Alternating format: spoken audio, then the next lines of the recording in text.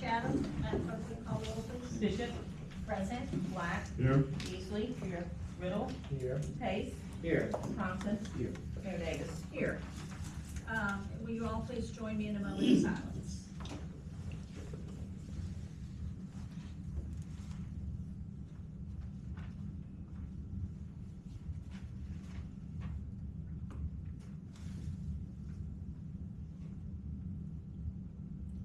Thank you. And now will you join me in the pledge of allegiance?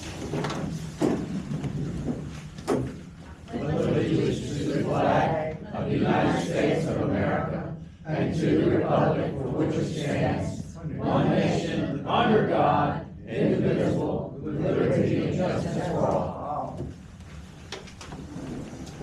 Do we have any items to be added to the agenda? Seeing none, can I have a motion to approve the agenda? So moved.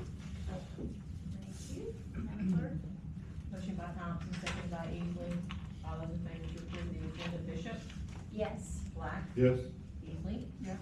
Riddle. Yes. Pace. Yes. Thompson. Yes. All right, we have, next would be the recognition of citizens and public comments.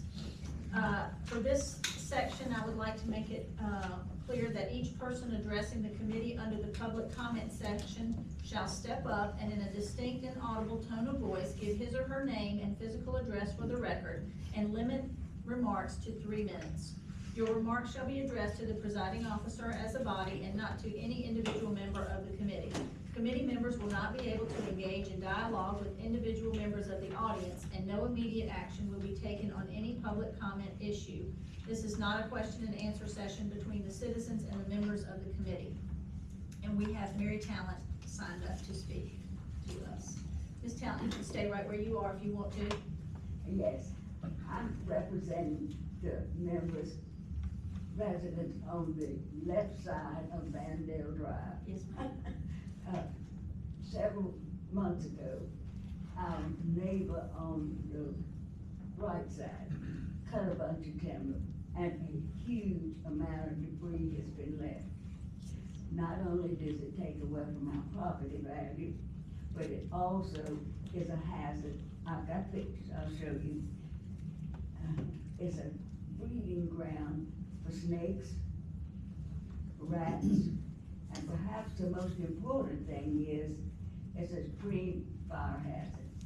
I remember a few months ago when they were having all of the fires around Asheville, and they kept saying on the news, it was fueled by most of the debris from the remains of Helene St. Bronte. And it's the same thing, it's a pure fire hazard. All it would take is for somebody to throw out a cigarette on 29 or on Davis Road. And we get a lot of traffic on Davis Road. There are 2 ballparks there, and people coming and going. And it's just a big nuisance. And I asked the council to see if they can't get the person who made the issue to settle it. And there's another thing, and I have a picture I want to show you. He also has what I call an outdoor garage, because he has one vehicle there without a tag. He has another vehicle with a rack on top, and that thing has been there for 3 or 4 months, and it's jacked up, no wheels, no hubcaps, nothing. And then there's a third vehicle he's working on, all right in his front yard. I've got. You want me to take it out? Yeah. May I bring it up? Yes, You ma'am. all go. Wait a minute, okay, here it is. And you can scan to the right.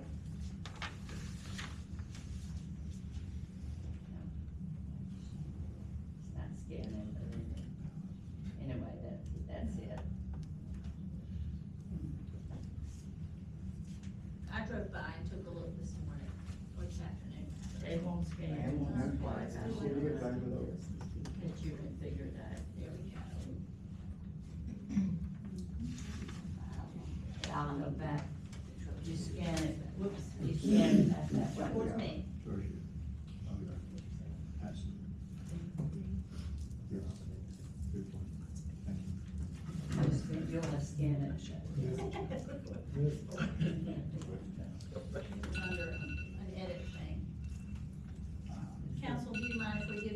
Ms. Talent just another minute or two. So this way out. This way, yeah. Oh. Take time out. Let the fire It's chief scannable say, now, that you scan it. Yes. There it is. Ma'am. You set the clock again? She wants you to take it over to the fire chief.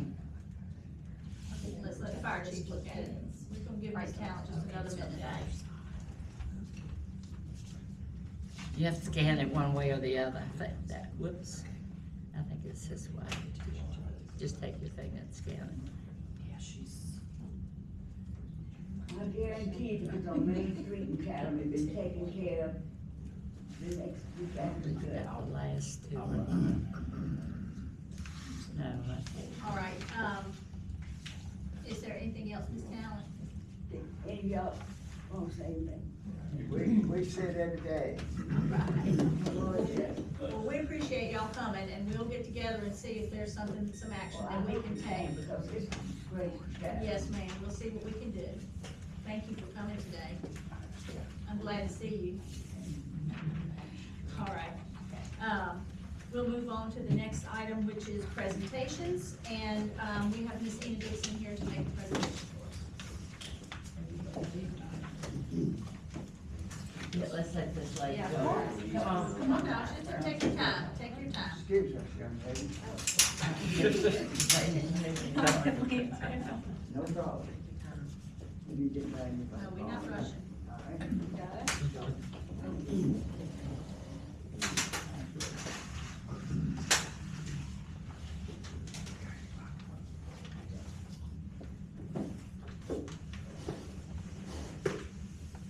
Thank you. Thank you so much. The gentleman in the red shirt, what's his name? Ricky Harris. Ricky Harris, thank you. We'll answer for you.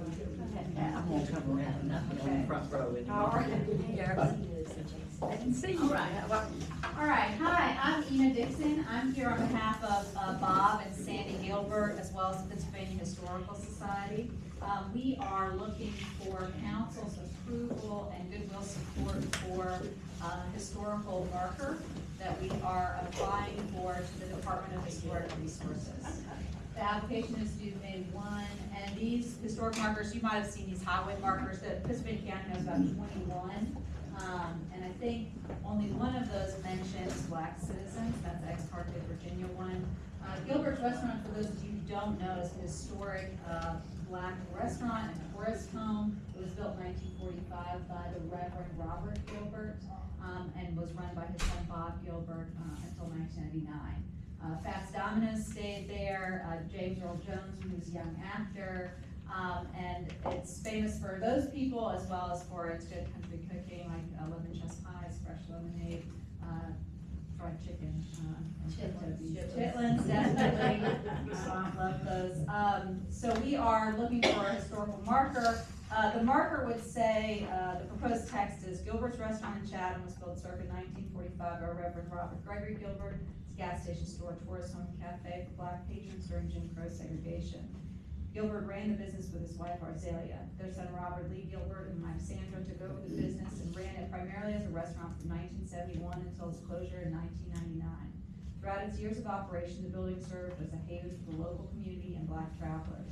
Among many who stayed or dined there include Fats Domino's, Lloyd Price, and Mr.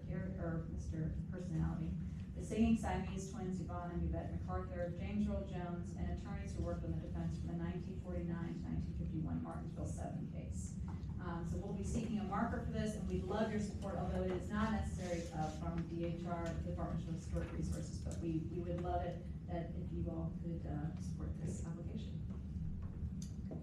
So would that require a resolution or just a letter? Just a verbal resolution, yes. I make a motion, can we do that? Yes, now? I think so. I make a motion that we support the historical signage for Gilbert's Restaurant. Thank you. Okay, all those in favor? Should we do a roll call? Should we do a roll call on Do you this? want to do a roll call, okay? Yeah, motion by Bishop